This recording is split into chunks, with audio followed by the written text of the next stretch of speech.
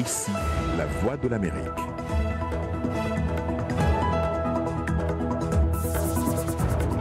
Mesdames, Messieurs, bonsoir. Bienvenue dans Le Monde aujourd'hui. Voici les titres de ce journal. Qui sera le prochain président du Zimbabwe? La réponse est attendue ce jeudi. L'opposant Nelson Chamisa revendique la victoire alors qu'un calme précaire règne dans la capitale. Au Mali, l'attente se fait longue. Les résultats de la présidentielle étaient également attendus ce jeudi. Nous appellerons Jacques Aristide, notre envoyé spécial sur place. Plus de 716 milliards de dollars, c'est le budget du Pentagone pour l'année 2019. Il a été approuvé hier par le Congrès.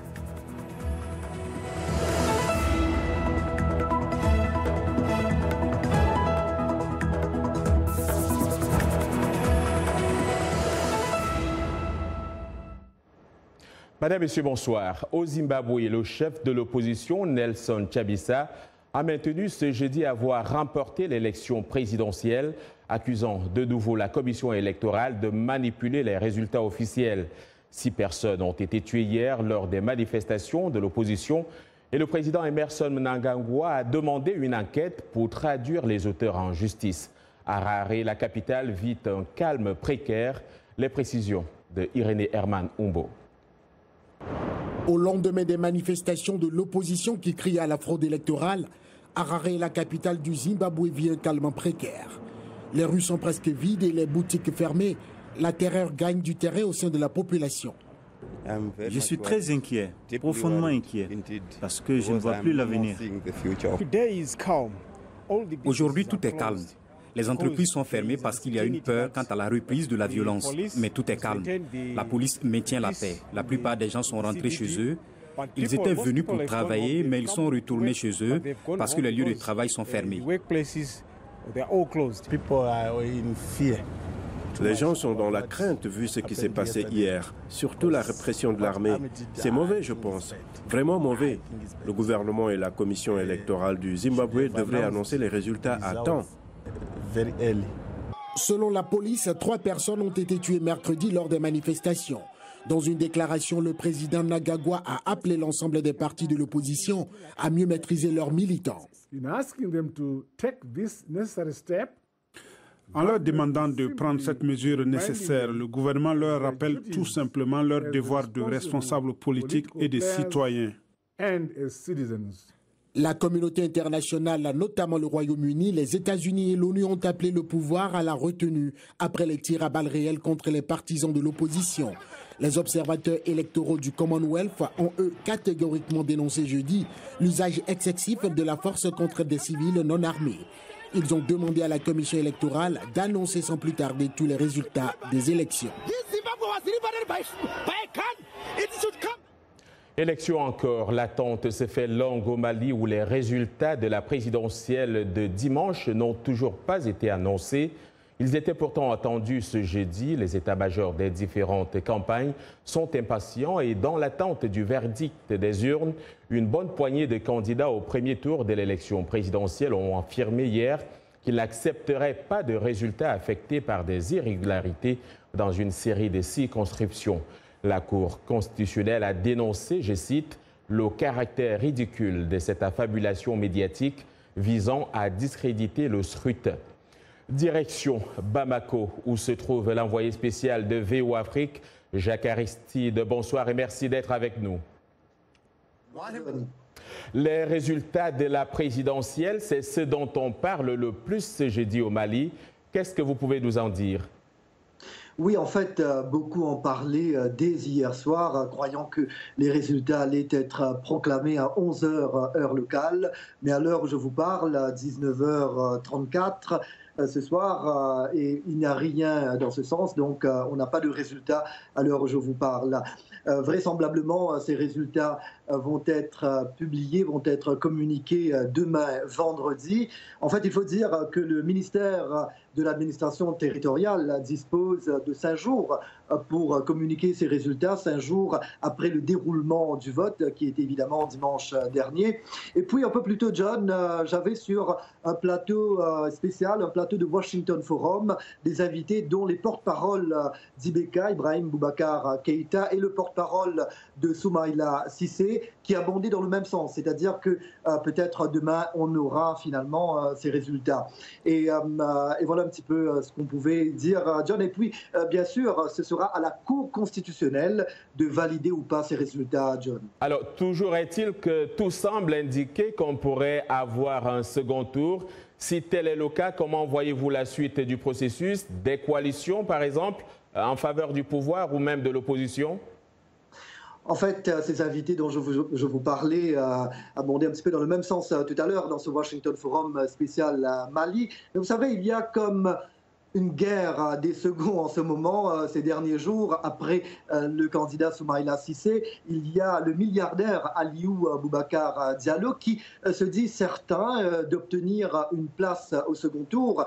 Il y a également les partisans de l'ex-premier ministre de transition, Cheikh Modibo Diarra, qui croient que ce candidat a obtenu sa place au second tour. Évidemment, John, il y a beaucoup de tractations, d'après les médias locaux, il y a beaucoup de rumeurs.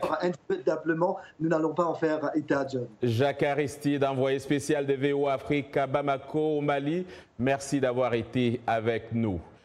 Quelques jours avant la date limite du dépôt des candidatures à la présidentielle prévue le 23 décembre en RDC, l'ancien vice-président congolais Jean-Pierre Bemba s'est rendu à la Commission électorale nationale indépendante, la CENI, pour déposer ce jeudi son dossier. Il veut succéder à Joseph Kabila. Roger Muntu est notre envoyé spécial à Kinshasa. 24 heures après avoir regagné le pays au lendemain de l'accueil triomphal que lui ont réservé ses partisans réunis en masse mercredi dans les rues de Kinshasa pour son retour en République démocratique du Congo, Jean-Pierre Bemba a déposé ce jeudi 2 août 2018 à la Commission électorale nationale indépendante, CENI, sa candidature à l'élection présidentielle prévue le 23 décembre 2018. Le sénateur s'y est rendu sous escorte de la police nationale congolaise avec sa femme et quelques cadres de son parti, le Mouvement de libération du Congo, MLC. L'ancien vice-président de la RDC, toujours empêché par la police de regagner sa résidence, une propriété proche du palais présidentiel. Les autorités évoquent des raisons de sécurité, la commune de la Gombe étant un site présidentiel. Jean-Pierre Bemba compte aller ce samedi à Guémena dans la province du Sud ou Bangui, dans le nord-ouest du pays, pour se recueillir sur la tombe de son père, Jeannot Bemba Saolona, un homme d'affaires qui a fait fortune à l'époque du maréchal Mobutu. Pour rappel, prisonnier à La Haye, aux Pays-Bas, le sénateur Bemba n'avait pas été autorisé à se rendre en RD Congo au moment de la mort de son père en juillet 2009. Roger Muntu, VOA Afrique, Kinshasa. Toujours en rapport avec la RDC, le président Joseph Kabila est arrivé ce jeudi à Luanda pour une visite de 2 jours à l'invitation de son homologue angolais João Lourenço. Cette visite intervient à 6 jours de la date butoir du dépôt des candidatures à l'élection présidentielle. On se souvient que fin mai, après une rencontre avec le président français Emmanuel Macron, le président Lourenço avait invité le président Kabila à respecter les accords qui prévoient la tenue d'élections en RDC le 23 décembre sans sa participation. À ce propos d'ailleurs, on ne sait toujours pas qui représentera le parti au pouvoir à cette élection. En RDC, résurgence de la fièvre à virus Ebola, une semaine après que le ministre de la Santé a déclaré la fin de l'épidémie dans l'Équateur. Cette 10e réapparition du virus est localisée cette fois à l'est du pays, dans le territoire de Beni. Un rapport du ministère de la Santé fait état de 26 cas et 20 décès au 31 juillet. Nikez Kibelbel, au cas, directeur de publication du bimensuel Les Coulisses, joint à Beni par Anastasie Tudièche, fait le point sur la situation. D'abord, c'est pratiquement un étonnement, une surprise, parce qu'on s'attendait le moins. Et vous savez que le virus s'est manifesté à 30 km de la ville de Beni, donc dans la cité rurale de Mangina. C'est un peu comme une surprise. Alors, bon, les gens se posent des questions. Mais comme la réaction est assez rapide, on espère bien que le virus sera maîtrisé. Jusque-là, la population observe des consignes qui ont été données notamment par le ministre national de la Santé, par les gouverneurs, voire les réseaux sociaux et les radios, la presse ici à Béni. Avez-vous le sentiment que le gouvernement fait le nécessaire, voire plus, pour éviter une nouvelle résurgence? L'équipe d'experts est arrivée à Béni et s'est installée à l'hôpital général de référence de Mambina, la cité rurale là où le virus s'est manifesté. Nous estimons que si l'équipe n'est pas en mesure de maîtriser le plus tôt possible le virus Ebola, elle fera recours à d'autres expertises internationales. Ici aux États-Unis, le Congrès américain a approuvé mercredi à une nette majorité un budget de 716,3 milliards de dollars pour le Pentagone. Cette somme va permettre d'accélérer les dépenses militaires et renforcer la posture des États-Unis face à la Russie. L'étape suivante est la signature du président Donald Trump. Les précisions de Dili Diko. Le Sénat a approuvé la loi sur le budget de la défense 2019 par 87 voix contre 10, une semaine après son approbation par 359 voix contre 54 à la Chambre des représentants. Dans un communiqué, le ministre de la Défense, Jim Mattis, s'est dit reconnaissant envers la détermination des membres du Congrès des deux partis à adopter la NDAA en un temps record cette année. Sur le budget total de 716 milliards de dollars, la loi débloque 69 milliards de dollars pour les opérations extérieures en cours en Afghanistan, Syrie, Irak, Somalie, etc. Elle prévoit également une augmentation de 2,6% des salaires des membres des forces armées et autorise l'investissement de dizaines de milliards de dollars dans la modernisation de la marine de guerre, l'aviation et les missiles de défense des États-Unis. À la demande du Pentagone, la loi restreint la coopération militaire avec la Russie et autorise des exceptions aux sanctions américaines contre les pays achetant des armements russes, afin de ne pas contribuer davantage au rapprochement de ces États avec la Russie. Enfin, le document prévoit 65 millions de dollars pour la modernisation de l'arsenal nucléaire américain.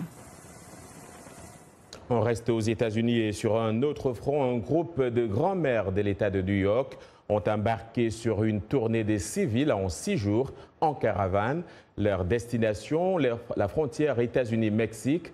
Leur objectif, exiger que toutes les familles migrantes soient réunies et manifester contre la politique des détentions illimitées.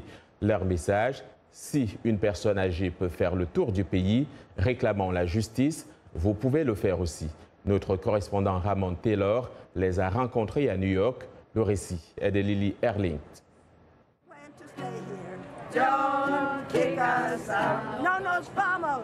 Quand des grands-mères de l'État de New York ont décidé de manifester contre la tolérance zéro, elles ne s'attendaient pas à créer un mouvement national. Elles se sentaient simplement outragées face à cette politique du président Donald Trump. Vous arrivez à la frontière et vous pensez « j'ai atteint le paradis ». Et puis ça devient un enfer. Il n'y a pas d'enfer pire que de ne pas savoir où sont vos enfants. C'est le pire enfer du monde. Déjà un mois depuis qu'un juge a ordonné la réunification des 2000 enfants migrants et leurs familles séparés à la frontière. Malgré la date limite de la semaine passée, des centaines restent séparés. Beaucoup des mamies agissent pour la justice depuis les années 1960 et elles ne comptent pas s'arrêter bientôt. J'ai pu voir ce que l'activisme peut réaliser.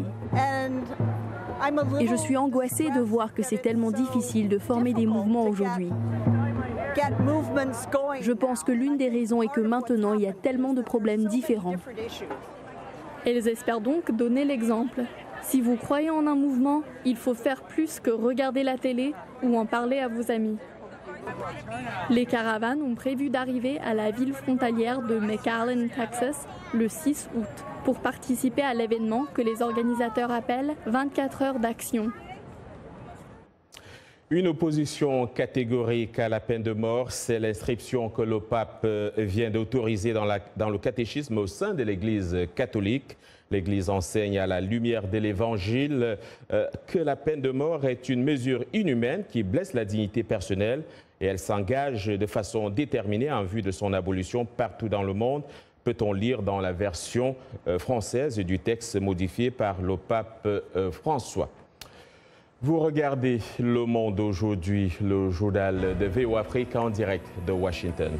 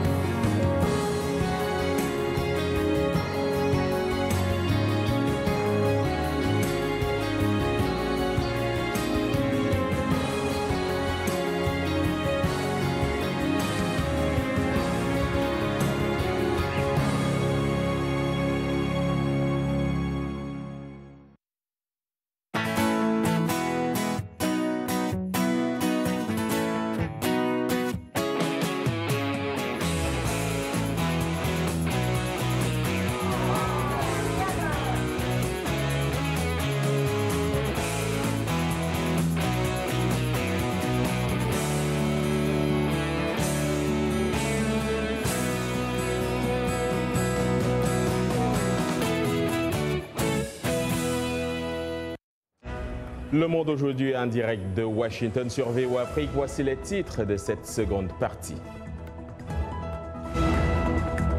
Après l'annonce d'une nouvelle épidémie d'Ebola en RDC, que faut-il faire pour éviter la propagation? Élément de réponse dans notre segment santé.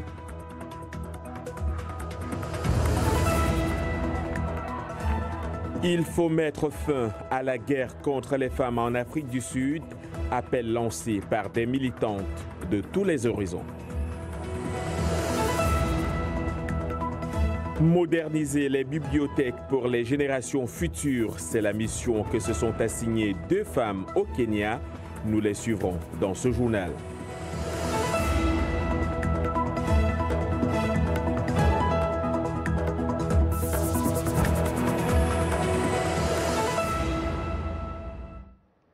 Aujourd'hui, c'est jeudi et comme tous les jeudis, nous parlons santé et c'est avec notre collègue Mohamedou Oumfa, co-présentateur du magazine Votre Santé, Votre Avenir. Bonsoir Mohamedou. Bonsoir John. Alors, une nouvelle épidémie vient d'être déclarée en RDC. On sort d'une épidémie d'ailleurs. J'ai envie de vous demander pourquoi y a-t-il tant d'épidémies en RDC ? Oui, John, l'écosystème en République démocratique du Congo est favorable. C'est un écosystème favorable au développement de l'épidémie. Il faut savoir qu'il y a de très grandes forêts en RDC et il y a beaucoup d'animaux, de mammifères, les chauves-souris et autres qui se trouvent dans ces forêts. Ces animaux qui constituent donc des réservoirs du virus Ebola, étant donné que beaucoup de personnes vivent de la chasse. Il y a des contacts donc permanents entre l'homme et ces animaux qui transmettent le virus. Autre explication possible, c'est le fait que la RDC a connu 9 épidémies depuis 1976, quand le virus avait été découvert dans le pays. Ces épidémies ont été vaincues, mais selon l'OMS, il est de plus en plus reconnu que le virus Ebola peut persister longtemps dans certaines parties de l'organisme des survivants. Alors, il y a donc une nouvelle épidémie. Quels conseils pour les populations pour éviter la propagation et limiter les dégâts? Oui, les recommandations de l'Organisation mondiale de la santé et du ministère de la Santé portent essentiellement sur l'hygiène et la mise en quarantaine des malades. Il faut le rappeler, la transmission interhumaine se fait essentiellement à travers les liquides biologiques, le sang, les urines, les selles, la salive des malades. Donc, il faut éviter les contacts avec les liquides des personnes suspectées de la maladie à virus Ebola. Il faut se laver systématiquement les mains. Il faut faire de la propreté dans son environnement et s'abstenir de manipuler des corps des défunts si le virus Ebola est la cause suspectée ou avérée du décès. Les enterrements des personnes décédées d'Ebola doivent être faits par des personnes qualifiées, des personnes qui disposent de ce qu'on appelle des équipements de protection individuelle. Alors, peut-on s'attendre à ce que cette autre épidémie soit maîtrisée comme la précédente? Oui, c'est très probable, John. D'abord parce que le dispositif de lutte contre la précédente épidémie est encore en place et peut être facilement redéployé. Ensuite, parce que désormais, il y a un vaccin expérimental qui a fait ses preuves. Et enfin, parce qu'après 9 épidémies, les autorités ont déjà assez d'expérience dans la lutte contre ce type d'épidémie. C'est d'ailleurs ce que nous avait expliqué le directeur de la lutte contre la maladie au ministère congolais de la Santé, le Dr Baté Njoloko. Bon, il faut préciser que nous n'avons jamais connu en RDC au moins une épidémie qui a fait 1000 morts. Celle qui avait créé plus de décès, c'est celle de Kikwit en 1995. Mais dans tous les cas, nous avons une expérience cumulée de 8 épidémies. Et c'est ce qui fait que l'exemple de l'épidémie de l'Ikati et même celle-ci, nous avons pu le maîtriser le plus rapidement, puisqu'effectivement, nous avons des ressources humaines aguerries.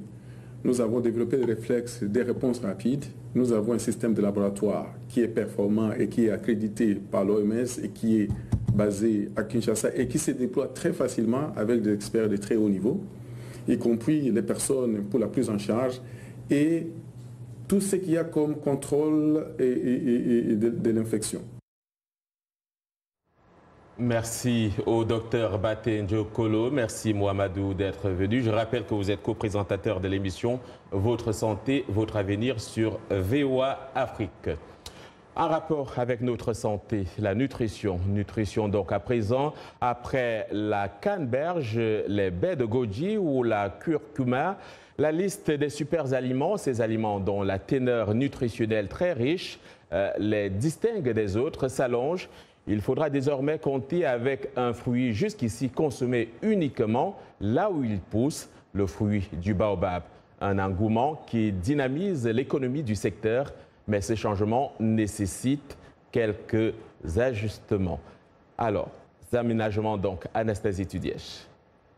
Il a tout pour plaire. Riche en vitamine C, calcium et magnésium, le fruit du baobab est devenu un must dans les placards des adeptes de la vie saine.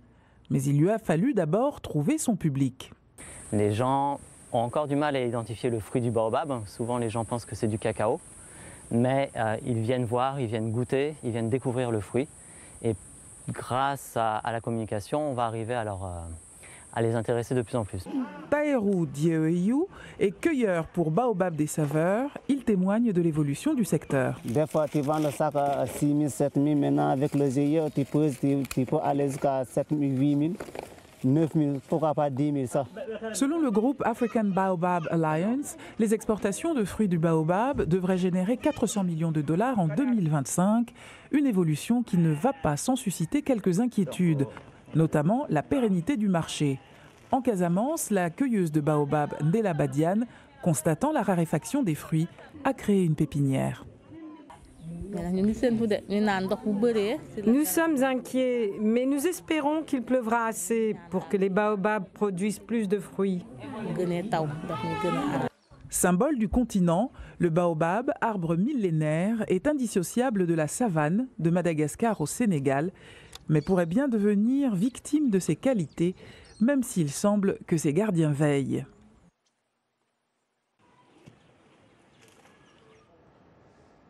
J'imagine que le jus de baobab doit être bon pour les sportifs. Alors, qu'est-ce qui fait l'actualité sportive ce jeudi? La réponse tout de suite avec Yacouba Ouidraogo. Bonsoir. Bonsoir John et bonsoir à vous, amis sportifs. Tout de suite, direction Asaba au Nigeria où se déroule présentement le 21e championnat d'Afrique d'athlétisme. Elle a été annoncée comme la grande favorite. Eh bien, elle a répondu présente. La sprinteuse ivoirienne Marie-Josée Talou a décroché la médaille d'or sur 100 mètres ce jeudi. L'athlète de 29 ans s'est imposée en 11 secondes 15 centièmes, loin devant la Ghanéenne Jeannette Aponsa, 11 secondes 54 centièmes, et la Nigériane Joy Udo Gabriel, 11 secondes 58. Chez les hommes, dans la même épreuve des 100 mètres, le Sud-Africain Akani Simbine a remporté l'or en 10 secondes 25 centièmes. Rappelons juste que le coup d'envoi de ces 21e championnats d'Afrique d'athlétisme a été donné hier au stade Stephen Keshi d'Assaba après quelques difficultés dans le transport des délégations de Lagos vers cette ville du Delta où se tiennent les compétitions jusqu'à dimanche. Football, fin du suspense. Les pharaons d'Égypte ont un nouveau sélectionneur. Le Mexicain Javier Aguirre, 59 ans, a été nommé pour 4 ans en remplacement d'Hector Cooper, dont le contrat n'a pas été renouvelé après l'échec au Mondial 2018.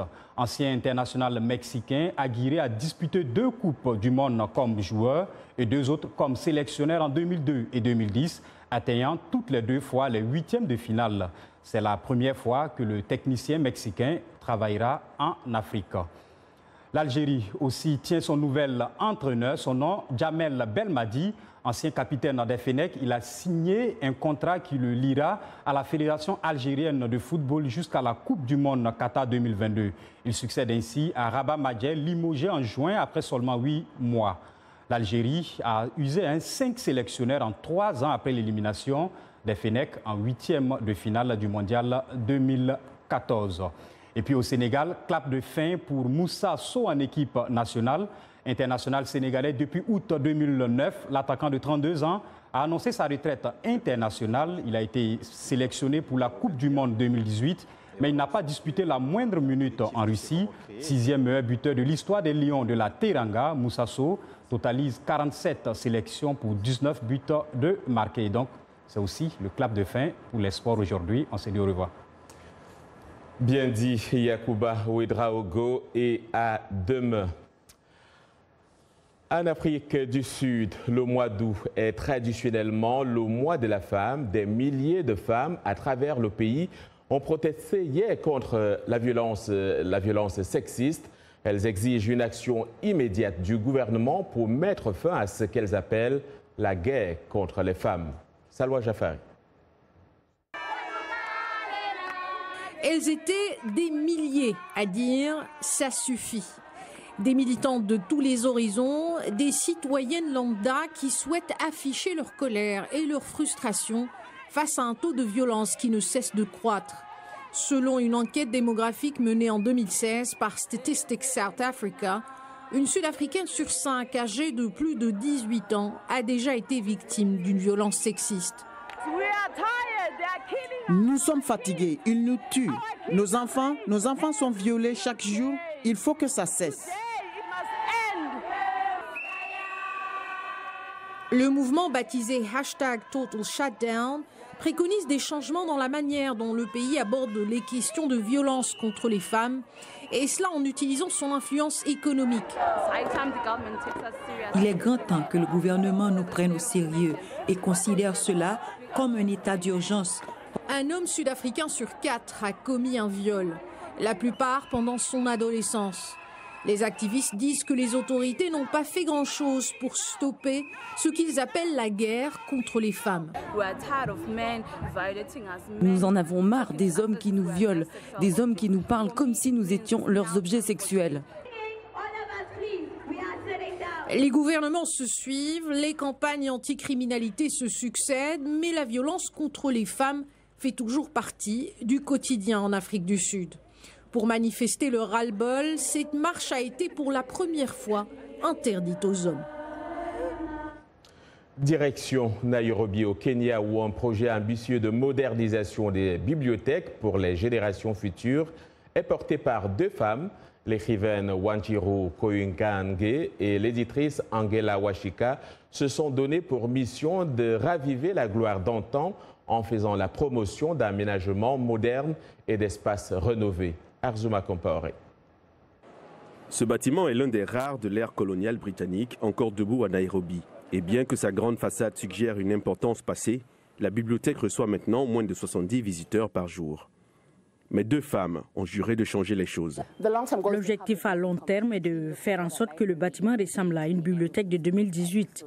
Collection numérique, œuvres d'artistes locaux, livres d'écrivains locaux, événements, lectures, cafés. La bibliothèque a été inaugurée en 1931 en l'honneur de l'explorateur américain William Macmillan, venu au Kenya au début du XXe siècle. Et même s'il est tombé en désuétude, le site est rempli d'un trésor d'archives. Voici des photos du président Roosevelt visitant une mission en 1909. Après une longue lutte, Wanjiru et Angela ont finalement obtenu le feu vert du gouvernement kenyan pour leur projet. Leur objectif maintenant est de faire connaître la littérature aux masses. En tant qu'éditrice, l'une des choses qui vous préoccupe est de savoir où va le travail que vous produisez. Où est-il archivé? Où est-il accessible au public? Les 2 femmes sont également en train de restaurer 2 autres bibliothèques de la ville. Elles prévoient de mettre à jour les collections actuelles avec des œuvres d'auteurs africains. Une campagne de collecte de fonds visant à recueillir $1 million pour concrétiser leurs rêves commencera en septembre. C'est la fin de ce journal. Merci d'avoir suivi.